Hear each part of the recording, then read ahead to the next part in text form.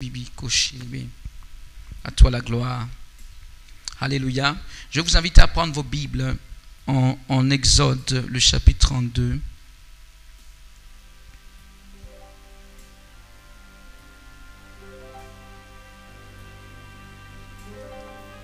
Alléluia.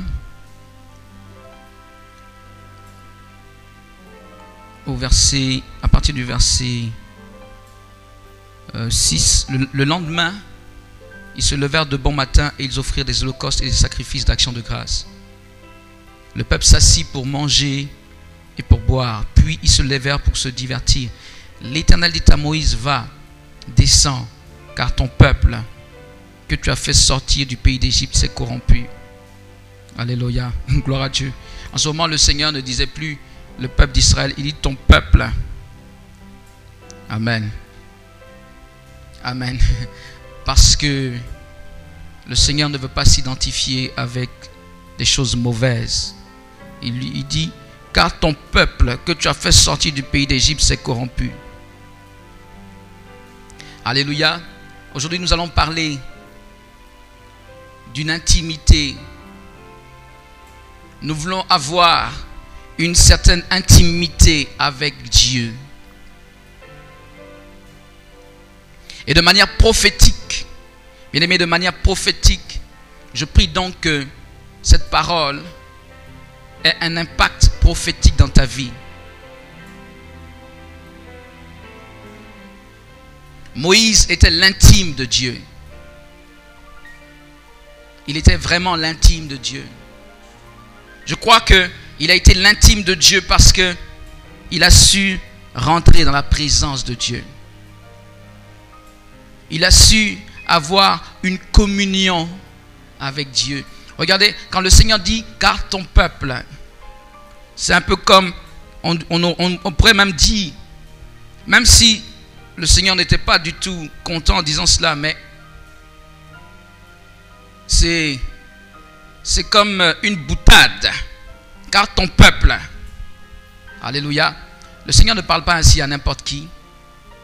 Car ton peuple, celui que tu as fait sortir du pays d'Égypte, c'est un peu comme, excusez-moi le terme, c'est un peu comme si deux amis se parlaient. Alléluia. C'est un peu comme si deux amis étaient en train de causer, on va dire. Alléluia. La Bible nous montre qu'il y a des hommes sur la terre des hommes. Il y a des hommes sur cette terre-là qui ont expérimenté une certaine communion avec Dieu. Et la parole de Dieu veut nous montrer, parfois à travers leur faiblesse, qu'ils étaient malgré tout des hommes comme nous. Donc des hommes comme toi et moi. C'est pourquoi, à côté de leurs grands exploits, tu peux voir parfois quelques défauts. Parfois des défauts que tu juges criards. Regardez David, ce qu'il a fait. Regardez des personnes comme Samson qu'on ne comprenait pas bien parce qu'à côté de sa force exceptionnelle, il avait toutes sortes de défauts. Regardez quelqu'un comme Élie en effet, qui a fui devant Jézabel. Regardez même Moïse, qui fondamentalement n'est pas entré dans la terre promise. Malgré tous ces grands actes et cette communion avec Dieu. Si le Saint-Esprit permet que dans sa parole, il y ait ce genre de parole, ou il y ait ce genre d'allusion, c'est pour manifester le fait que fondamentalement, ces hommes étaient comme vous et moi. Ils étaient comme vous et moi. Ces hommes étaient comme vous et moi. Autrement dit, ce qu'ils ont fait, nous devons être à même de pouvoir le faire également. Ce n'étaient pas des extraterrestres. Toute cette parole de Dieu, vous savez, c'est ça le problème. Nous avons une tendance à nous dire que la Bible parle de manière imagée. On a toujours tendance à idéaliser ce qui s'est passé donc dans les temps, dans les époques avant nous. On a toujours l'impression que, ah non, c'est parce qu'ils étaient certainement dans certaines dispositions. Dieu voulait vraiment peut-être à cette époque se manifester de cette manière, etc., etc. La Bible parle de quelqu'un comme Enoch. Enoch, vous avez dû entendre parler d'Enoch parmi les patriarches, parmi, enfin, ceux qui étaient, on va dire, les premiers hommes. Enoch, la parole de Dieu dit que Enoch a tellement bien marché avec Dieu. Oh mighty Lord, Seigneur, aide-nous. Quelqu'un doit pouvoir dire, Seigneur, aide-nous. Parce que Enoch a tellement bien marché avec Dieu que la Bible dit qu'un jour, on ne le vit plus parce que Dieu l'a pris. Alléluia. Dieu l'a pris. Un jour, on ne l'a plus vu sur la terre parce que Dieu l'a pris. Pourquoi? Parce que le Saint-Esprit, ou on peut dire Dieu, se réjouissait de cette communion. Au point qu'il lui a dit un jour, écoute, tout ça c'est trop long, tu vas rester avec moi en même temps. Tu vas rester avec moi. Tu vas être là où je suis. La Bible dit qu'un matin on s'est levé. Enoch n'était plus là, il avait disparu. L'Éternel l'avait pris. Il était directement au ciel sans avoir connu la mort. Pourquoi? À cause d'une intimité profonde avec Dieu. À cause d'un cœur de communion avec Dieu. Et notre Seigneur n'a pas changé. Il veut toujours une communion avec nous les hommes. Lorsqu'on parle d'Enoch, je le dis, ou de toutes ces personnes, nous avons l'impression que ce sont des gens hors pair. Regardez, avant Enoch, il n'y avait pas quelqu'un qui avait fait ça. Et après lui, il n'y a pas eu. C'est pour dire que ce n'est pas une époque. Si c'était une époque, tout le monde allait marcher avec Dieu tellement bien et tout le monde allait être enlevé. Au contraire, la Bible dit qu'à cette époque, les hommes étaient mauvais.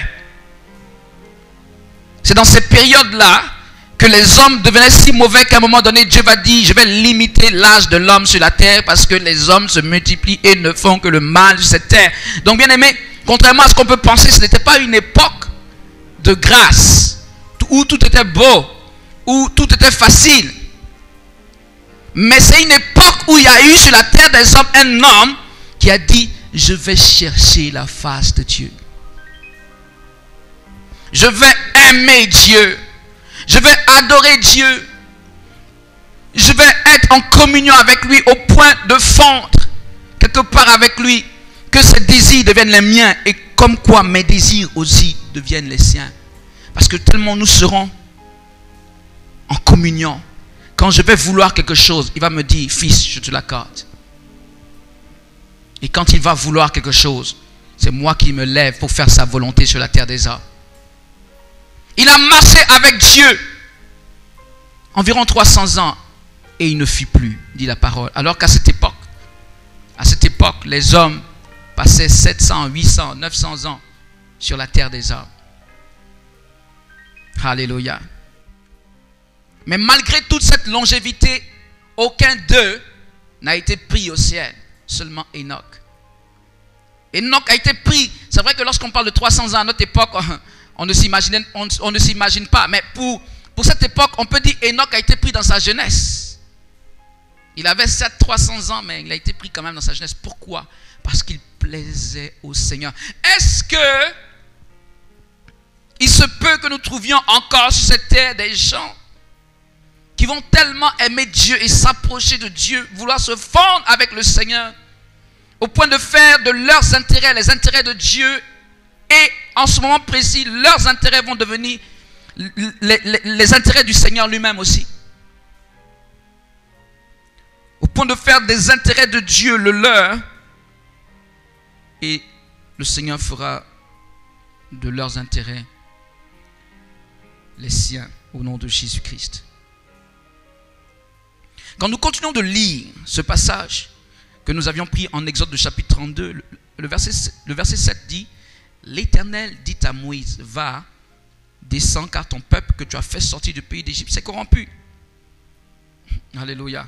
Et il dit au verset 8, ils se sont promptement écartés de la voie que je leur avais prescrite. Ils se sont fait un veau en fonte. Ils se sont prosternés devant lui, ils lui ont offert des sacrifices et ils ont dit, Israël, voici ton Dieu qui t'a fait sortir du pays d'Égypte. L'Éternel dit à Moïse, je vois que ce peuple est un peuple au cou roide. Maintenant, laisse-moi, ma colère va s'enflammer contre eux et je les consumerai. Mais je ferai de toi une grande nation. Vous voyez? Il dit, dans les propos du Seigneur, il y a des choses assez curieuses. Il dit, laisse-moi. Alléluia. Laisse-moi. Maintenant, laisse-moi. Mighty Lord. Comment l'Éternel Dieu peut dire à un homme, laisse-moi agir, laisse-moi faire, maintenant laisse-moi. Comment se peut-il?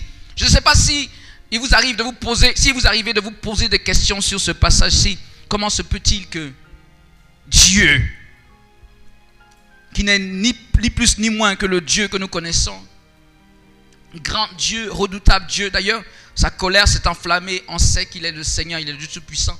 Il dit à un homme, laisse-moi, je vais agir. Comme si cet homme l'empêchait d'agir. Mais comment est-ce qu'un homme, pourquoi est-ce que Dieu peut dire, laisse-moi un homme, et comment est-ce qu'un homme peut sembler empêcher l'Éternel Dieu d'agir? Bien-aimé, c'est sur la base d'une communion. La communion était si forte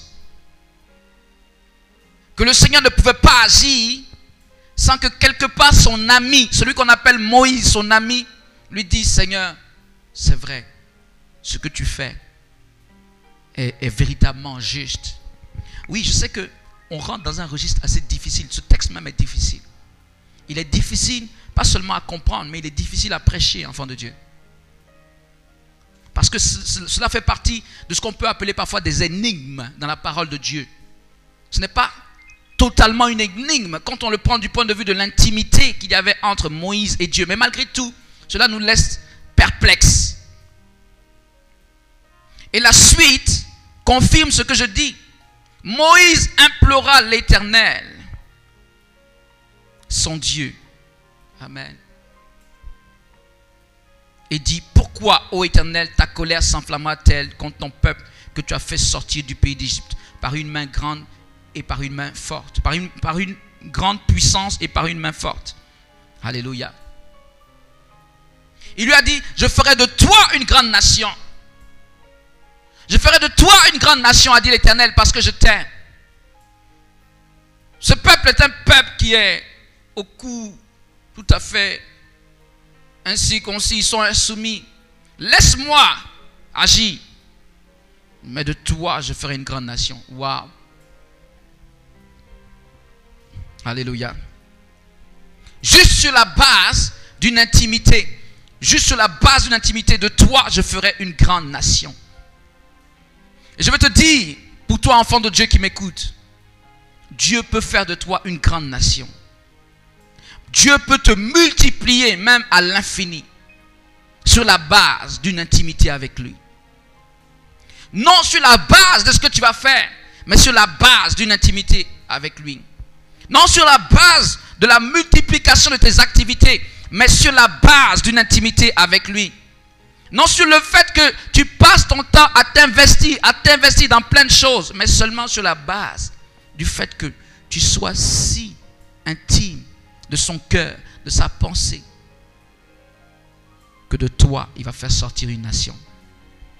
Parce que lorsqu'il te voit, il voit l'homme selon son cœur. Il voit la femme selon son cœur. Il voit la personne qu'il voudrait, comme il voudrait que tous les autres hommes soient. Parce que cette personne aime la proximité de Dieu. Cette personne aime l'amour de Dieu. Bien aimé, lorsque je suis en train de parler dans ce registre, je veux te faire comprendre que lorsqu'on parle d'intimité de Dieu, c'est quelque chose de personnel. Un intime de Dieu va à certains moments ressembler à quelqu'un d'isolé ou à quelqu'un de solitaire. Je dis bien à certains moments.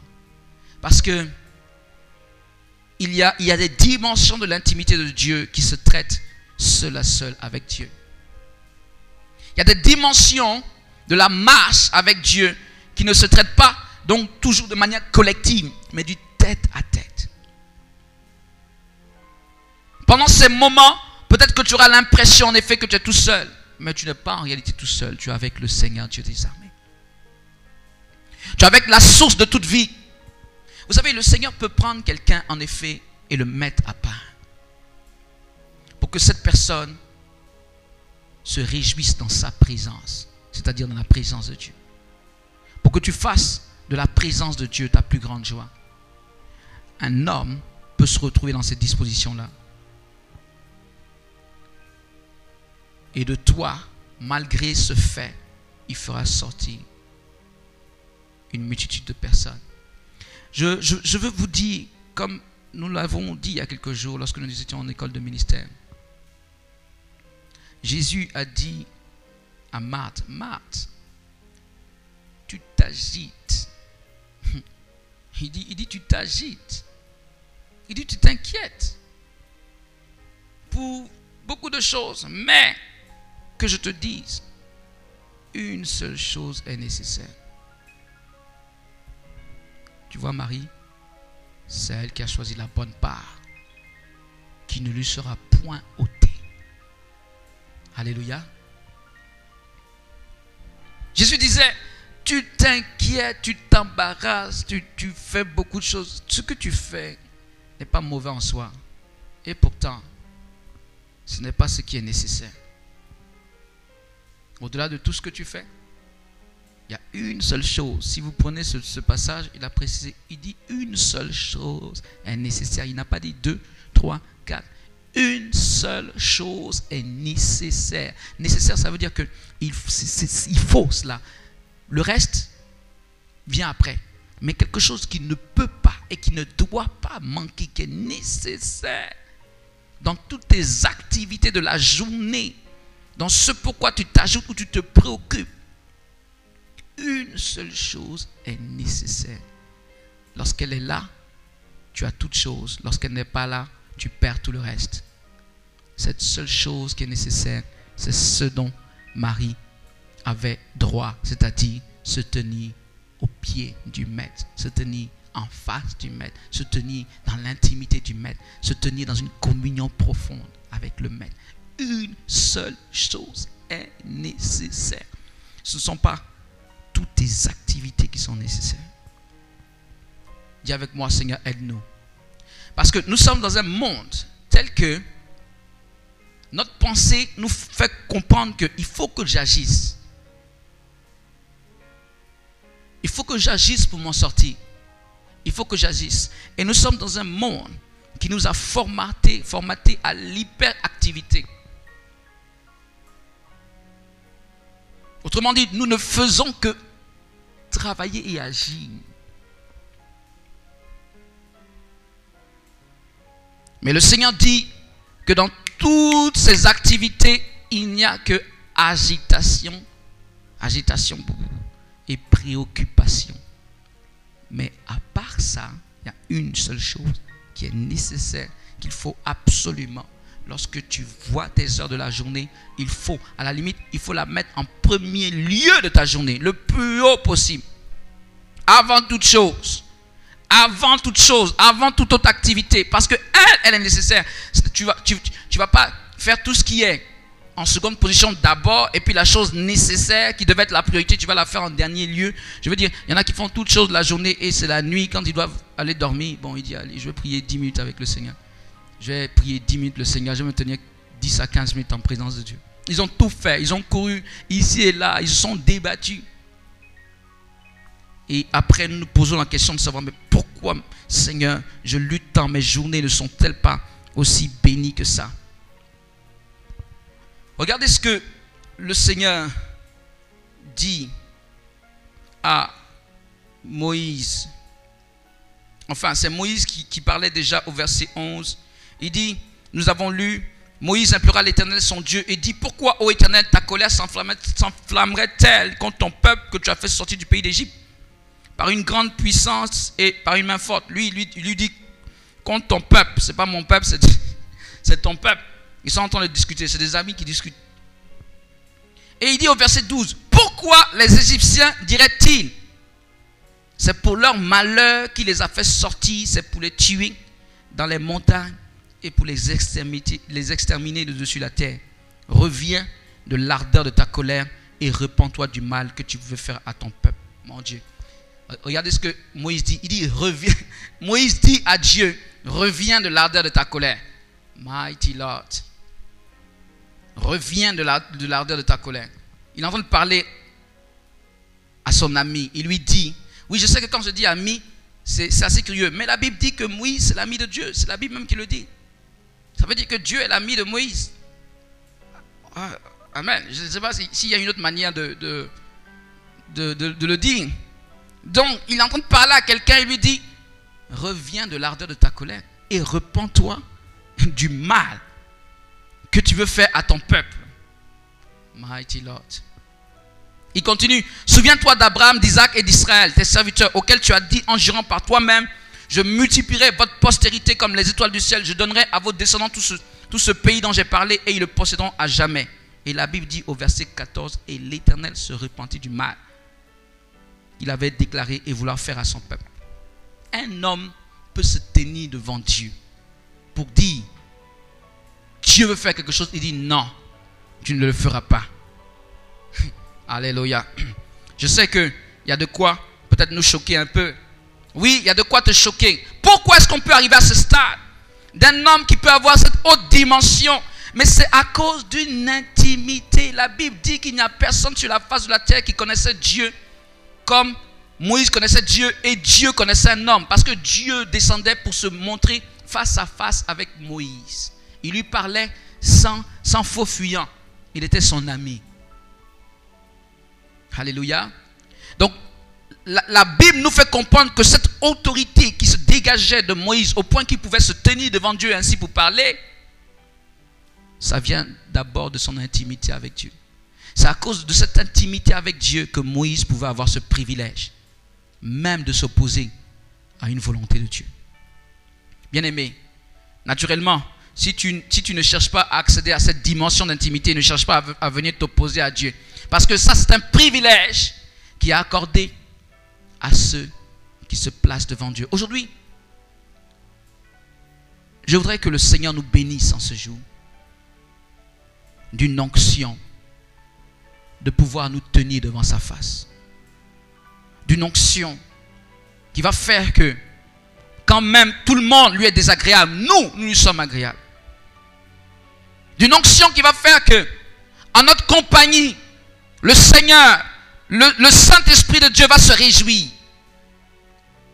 Qui va faire qu'il va aimer notre compagnie. Il va aimer notre communion. Il va la désirer même, notre communion. Il va nous écouter quand nous parlons. Il pourra même se plier à certaines choses que nous demandons comme une faveur. Ce qu'il ne ferait peut-être pas pour d'autres. Aujourd'hui, je veux, et nous allons prier pour ça, qu'il y ait une telle onction.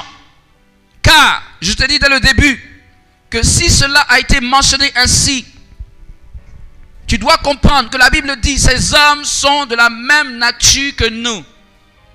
Que ce soit Enoch, que ce soit Moïse, que ce soit Élie, que ce soit Abraham, que ce soit David et tous les autres, ils sont de la même nature que nous. Aujourd'hui, nous regardons les choses comme des privilèges qui leur ont été accordés, mais tout dépend de comment est-ce qu'ils se sont approchés de Dieu. Comment est-ce qu'ils se sont appropriés les choses de Dieu. Comment est-ce qu'ils ont placé Dieu comme priorité de leur vie. Comment est-ce qu'ils ont recherché cette intimité forte avec le Seigneur. Tout dépend de comment est-ce qu'ils ont placé toutes ces choses dans leur vie. Ils ont relégué au second plan pas mal de choses que tout le monde à leur époque trouvait prioritaire. Eux, ils ont dit c'est secondaire. Ce qui est prioritaire, c'est me tenir en présence de Dieu. Parler à mon Dieu. Vivre en intimité avec mon Dieu. Voilà ce qui est prioritaire pour moi. Et c'est pourquoi ils ont pu accéder à cette dimension de gloire. Je crois qu'aujourd'hui Dieu veut faire quelque chose pour quelqu'un. Mais ce qui te manque, c'est que tu puisses te tenir en sa présence ainsi. Comme ces gens ont pu se tenir en sa présence. Comme j'avais cela en pensée il y a de cela quelques jours. Bien aimé, ce sont des hommes ordinaires, mais qui ont marché avec un Dieu extraordinaire. Ce qui veut dire qu'aujourd'hui, dans la dimension dans laquelle toi tu les vois et tu les cites comme des références, des hommes hors pair, en réalité c'était des hommes ordinaires, mais qui ont marché avec un Dieu extraordinaire. Ils sont comme toi, mais ils ont accepté de payer payer un petit prix. Là où peut-être à leur époque, personne d'autre ne le voulait. Et ils ont dit, je vais le faire. Ils ont été, de ce point de vue, un peu tous à des degrés différents. Ils ont été des hommes selon le cœur de Dieu. Parce qu'ils ont recherché cette intimité avec Dieu. Ils ont aimé Dieu au point de faire abstraction de tout ce qu'il y a autour et de privilégier cette relation forte, ce qu'on appelle cette communion avec Dieu. Ne pensez pas qu'à leur époque, ils n'avaient pas de questions familiales à régler. Ils n'avaient pas de questions de nourriture à régler. Ne pensez pas qu'ils ne devaient pas se vêtir, s'habiller, toutes ces choses. Ils devaient faire cela. Ils devaient régler pas mal de soucis, eux aussi. À leur époque, il y avait ce genre de soucis. Mais la Bible dit qu'ils laissaient tout pour aller se tenir en présence de Dieu. Moïse est resté 40 jours et 40 nuits devant la face de son Dieu. Peut-être qu'il y avait des cris. Il était tellement dans la présence de Dieu qu'il n'entendait pas ces cris. Dieu l'a ramené. Dieu lui a dit, va. Tandis que je prends plaisir à t'accompagner, tandis que je prends plaisir à cette intimité avec toi. Il y a des hommes qui n'ont pas été suffisamment patients. Va leur parler. Va les redresser. Aujourd'hui, je suis là pour te dire qu'il y a un Dieu dans le ciel, mais qui est aussi sur la terre, sous la forme du Saint-Esprit, qui recherche une communion avec toi. Et qui, à travers toi, veut faire de grandes choses. Qui, à travers toi, veut bouleverser une génération. À travers toi, veut produire une multitude de gens. À travers toi, veut faire de grandes choses pour la gloire de son nom. Une communion, une intimité.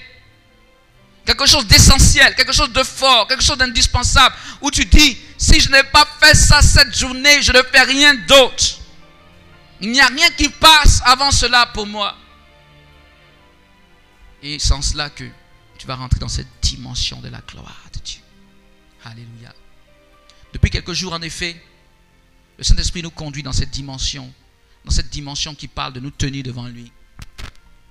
Oui, je sais que le Saint-Esprit se cherche un homme, une femme, quelqu'un qui va pouvoir se tenir devant lui.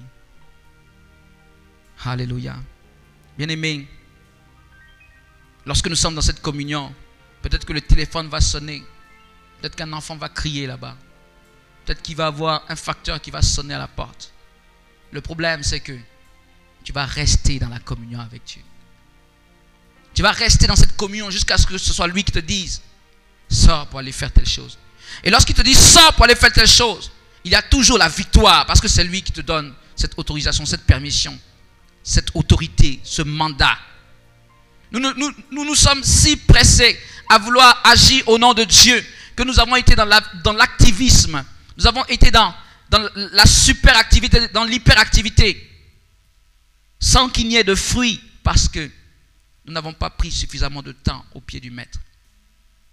Nous sommes précipités. Enfants de Dieu, il n'est pas trop tard pour recadrer toutes choses, pour redresser le tir. C'est pourquoi nous allons prier en ce moment précis.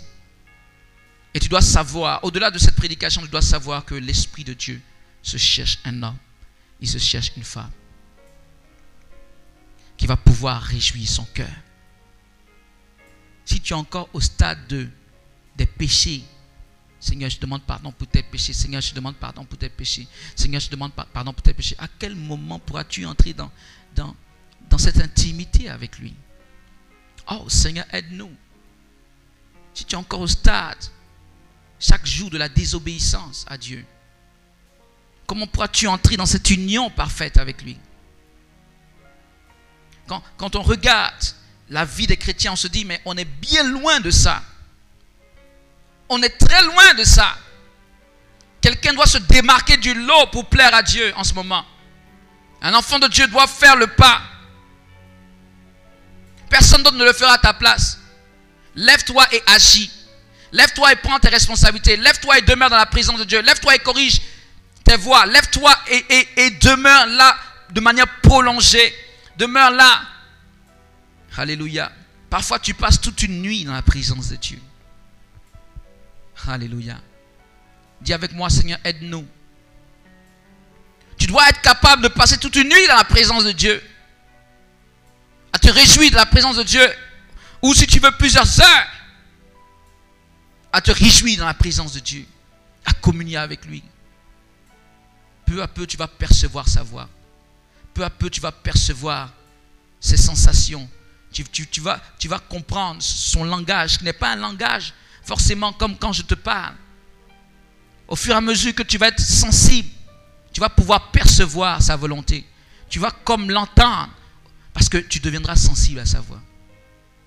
Mais cela nécessite que tu passes un peu de temps, que tu fasses attention, que tu arrêtes toute autre source de distraction. Il faut savoir que les choses physiques nous empêchent d'entrer dans le spirituel. Quand Jésus-Christ disait « L'homme ne vivra pas de pain seulement, mais de toute parole qui sort de la bouche de Dieu », c'est parce que le pain, le physique, quand on le mange, on passe notre temps à le manger, eh bien, on ne peut pas entendre Dieu. Si tu passes ton temps à te préoccuper des choses physiques, et tu dis « Seigneur, cours derrière moi, derrière ces choses physiques, et parle-moi pour que j'entende », tu n'entendras même pas lorsqu'il va te parler parce que tu n'es pas suffisamment sensible à sa voix. Tu n'es pas suffisamment sensible à sa voix. Alléluia. Nous allons prendre un temps devant la face de Dieu. Je sais que le Seigneur veut faire lever des Moïse maintenant. Je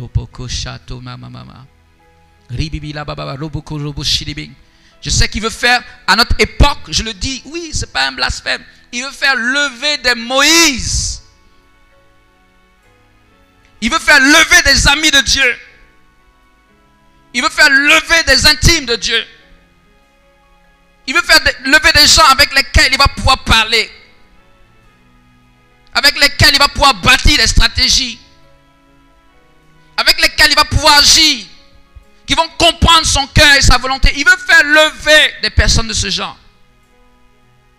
Ce ne sont pas des gens qui vont vouloir venir au devant de la scène. Comme Moïse, on lui a donné cette place. On dit, Moïse, je vais faire de toi une nation. Il dit non.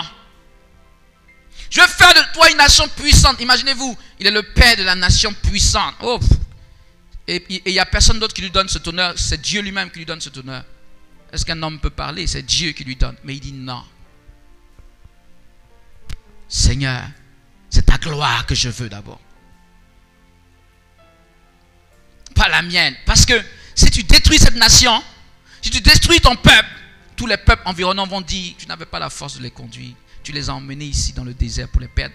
Ce ne sera pas la gloire de ton nom. C'est ta gloire d'abord que je cherche.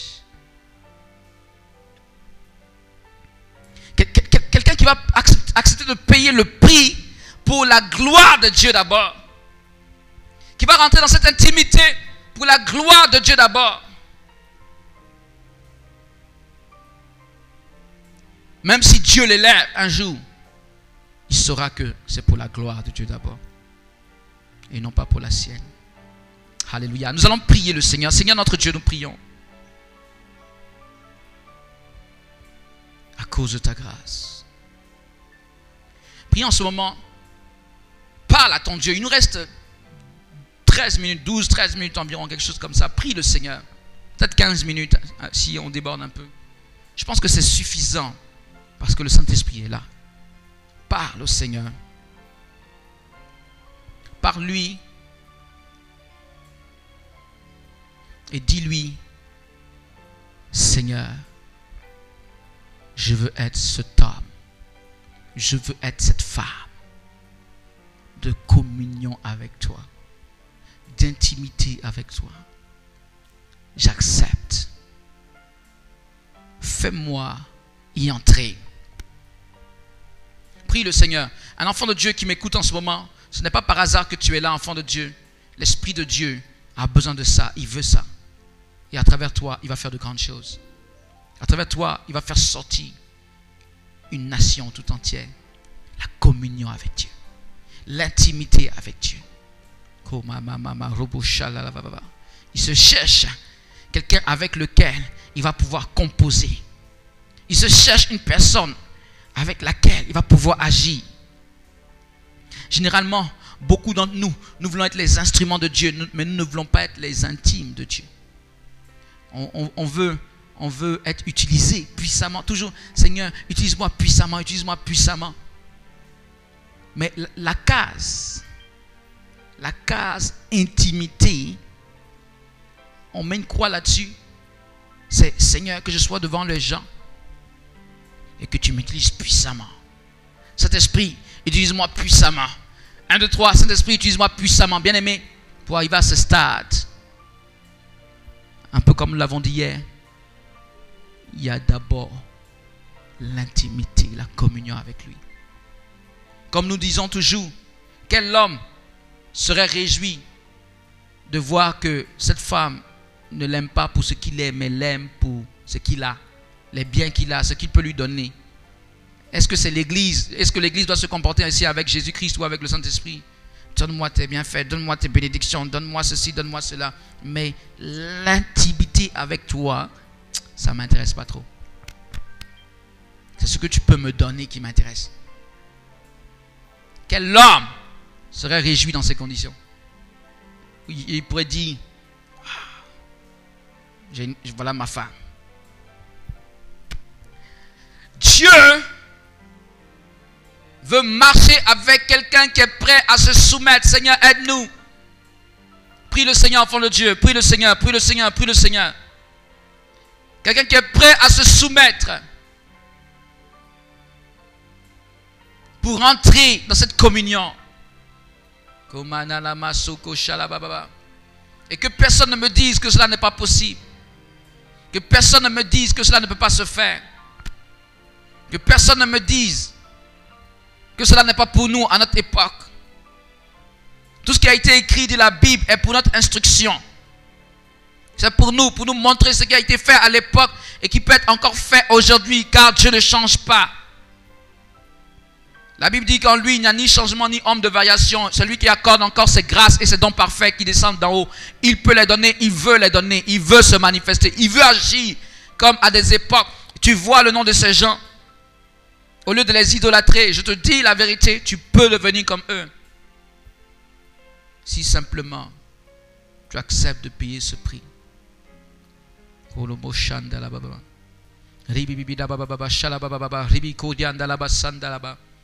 La communion avec lui. Parle à ton Dieu en ce moment. Si tu dis Seigneur, aide-moi. Ne t'approche pas de Dieu. Je vais vous dire, quelqu'un qui s'approche de Dieu et qui est toujours en train de parler de ses problèmes. Approche-toi de Dieu. Ne va pas chercher quelque part la solution pour tel ou tel problème. Va chercher la source même de toute solution. Ne va pas chercher la consolation pour tel problème ponctuel. Va chercher le consolateur. Celui qui, lorsque tu l'as, tu es consolé pour tout ce qui s'est passé, pour tout ce que tu vis, tout ce que tu vivras encore. Que tu n'as même pas encore vécu, tu es déjà consolé pour ça. Au lieu d'aller chercher une consolation, j'ai eu un problème, ou j'ai un problème, Seigneur, aide-moi, résous ce problème pour moi. Seigneur notre Dieu, nous voulons cette intimité avec toi. Nous voulons, de par cette intimité, Seigneur, être comme jugé digne de nous tenir devant toi. Et en ce moment-là, recevoir de toi. De par cette intimité, enfin, recevoir de toi. Recevoir de ta main puissante.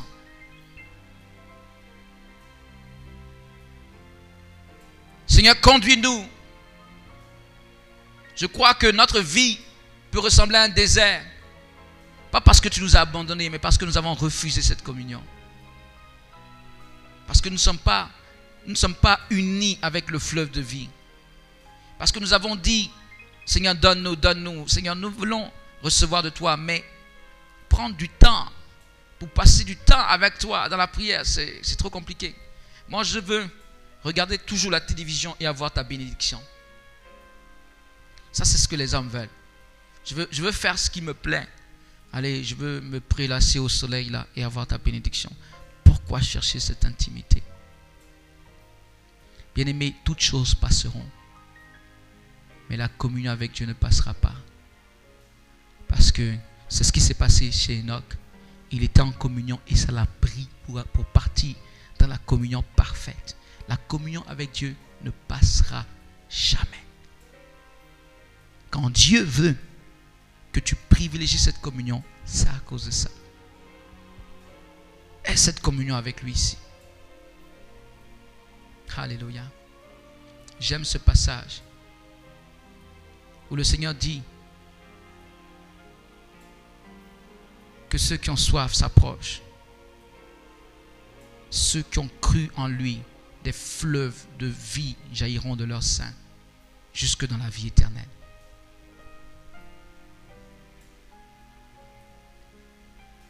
Alléluia. Ce qui est curieux, c'est qu'il a dit jailliront de leur sein jusque dans la vie éternelle. Et généralement, nous avons cette pensée que ça va venir, que le fleuve quitte de Dieu pour venir vers nous. Mais il dit que ces fleuves de vie jailliront d'eux pour les conduire jusque dans la vie éternelle.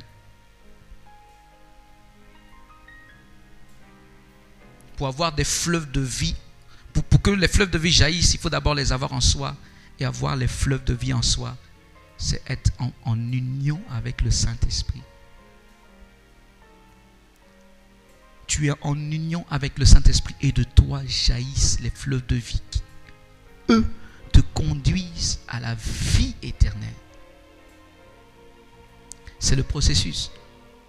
C'est pas Seigneur, donne-moi, donne-moi, donne-moi, donne-moi. C'est pas le fait que tu demandes toujours qui va faire que tu vas aller dans la vie éternelle. Alléluia. C'est le fleuve c'est le fait que tu sois comme une source de bénédiction. Les fleuves de vie émanent de toi. Les fleuves de vie sortent de toi.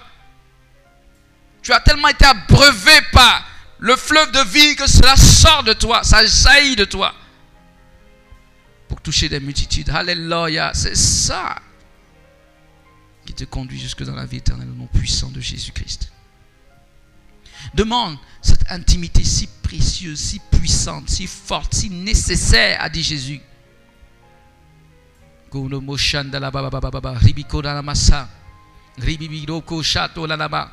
Quelqu'un doit pouvoir prendre cette résolution. Pas un jour sans une intimité avec toi, Saint-Esprit.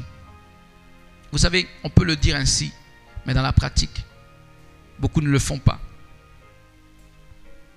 Est-ce qu'il est vrai qu'il ne se passe pas un jour sans que tu n'aies une intimité avec le Saint-Esprit?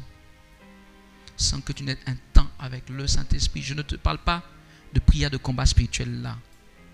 Je ne te parle pas de prière de demande. Seigneur, agis, agis, agis dans ma vie. Sans rien demander, t'approcher de lui et être en communion avec lui, dans sa présence, pour l'adorer, pour sentir sa présence. Et maintenant, je vais prier, enfant de Dieu. Je vais prier pour que autour de toi, il y ait cette atmosphère du Saint-Esprit. Et que cette atmosphère ne te quitte pas. Et qu'à compter de ce jour, tu puisses donc ressentir sa présence. Je vais prier pour une personne en ce moment précis. Il nous reste quelques minutes. Je prie pour une personne en ce moment précis. À compter de ce jour, tu ressentiras toujours la présence de Dieu autour de toi. Cela va pouvoir certainement t'aider dans cette communion avec lui. Ça ne va plus être quelque chose d'abstrait pour toi, le Saint-Esprit. Mais tu le ressentiras autour de toi. Car sa présence, elle est distinctive. On peut la reconnaître, sa présence. Oui, des personnes et beaucoup de personnes sur cette terre, en fonction de leur degré de communion avec Dieu, peuvent sentir que l'Esprit de Dieu est là. Ils peuvent sentir que là, l'Esprit de Dieu marche avec moi. En ce moment, il peut dire, je sens qu'il est en train de marcher avec moi. Alléluia. Et je crois que le Seigneur veut te faire un cadeau en ce jour, à cause de sa grâce. Il est l'Esprit de la grâce. Ce cadeau, c'est que si ton cœur est disposé, avant même que tu ne sois rentré dans sa présence, il veut déjà mettre un début de manifestation de sa gloire autour de ta vie pour que tu ressentes sa présence et que tu commences à devenir déjà sensible Tu commences à faire la part des choses. Tu vas sentir sa présence autour de toi. Père, je prie dans le nom de Jésus. Père, je prie dans le nom de Jésus que tout le monde se dispose. Et du lieu où nous sommes, nous pouvons lever les deux mains vers le ciel.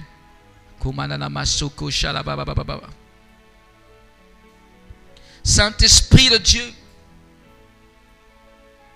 je prie qu'en ce moment tu touches la vie de chacun. Et que tu fasses resplendir ta gloire sur la vie de chacun.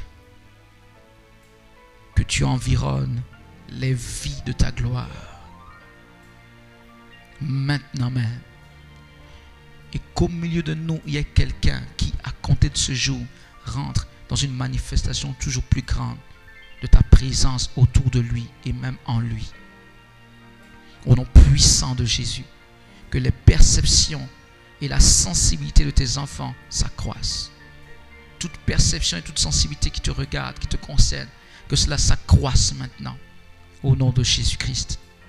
Seigneur, qui est ce vent, ce souffle de ta présence autour de maintenant même. Dans le nom de Jésus. Maintenant même. Au nom puissant de Jésus. Par ta grâce.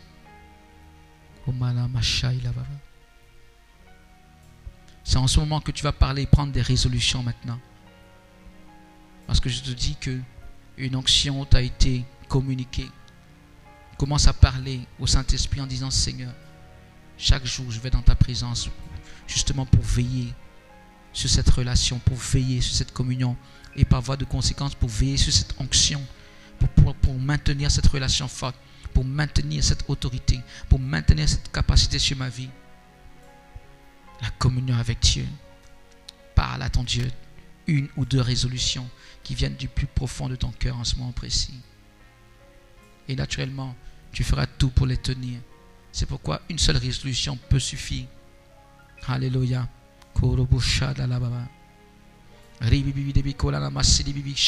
Père, qui est ton souffle maintenant et ta présence de gloire.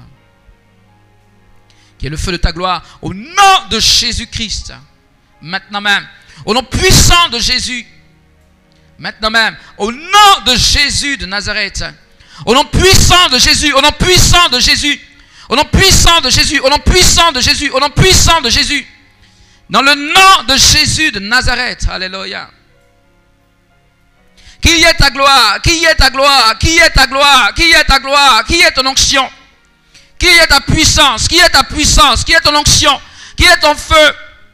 Rends tes enfants aptes à se tenir devant toi pour parler, pour discuter, pour composer avec toi, Seigneur. Au nom de Jésus, au nom de Jésus, au nom de Jésus, tout ce qui peut être de nature à freiner cette communion soit maintenant banni au nom de Jésus. Banni de leur vie au nom puissant de Jésus-Christ. Mighty Lord. Ribibi koso yamba ko shalaba. Ribibi lamako robo shandalaba. Merci Seigneur pour ta grâce. Merci Seigneur pour ton pouvoir suprême. Alléluia. Tu ne changes pas.